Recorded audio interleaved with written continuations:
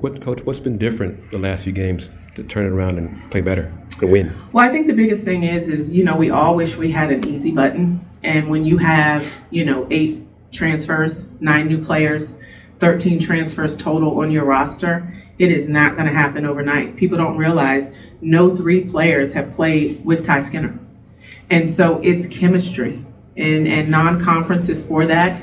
Having all of the pieces for the most part, having a healthy roster. I just think they're learning one another. The new players are learning the system, the expectations.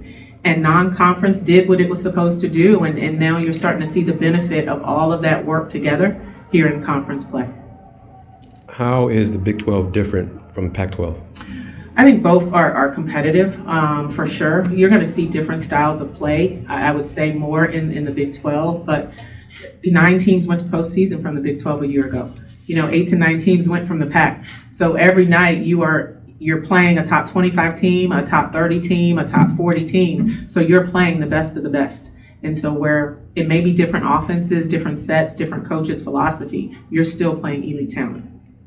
The momentum, it seems, now is trying to build, and obviously you guys have a very quick turnaround homestand against Iowa State and Baylor. What's going to be the key against 2 opponents that last season were highly competitive in the Big 12, but right now have had some shaky footing? What do you just see in those 2 teams moving forward? Well, I think it's going to be more about us, right, and how we prepare, going into Iowa State first, because it's whoever's next. We don't get too far ahead. And then we're at home.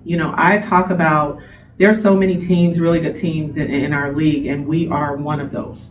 And we have talented players, we have experienced players, we have players that played in the Big 12, and we have players with a chip on their shoulder, with something to prove. And so it's more about how we prepare, these days ahead and get ready to tip off against Iowa State.